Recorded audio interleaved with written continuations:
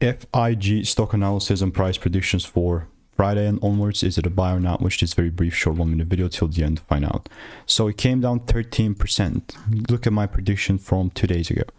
But why 2 days ago? This is yesterday's pre-market, right? Like yesterday, this is 18 hours ago. Video was made 6:02 a.m. pre-market. You can see 89 bucks. All I wanted to see is if I saw a shift, I was looking to take it down, and it went from 89. Now we're sitting at 78.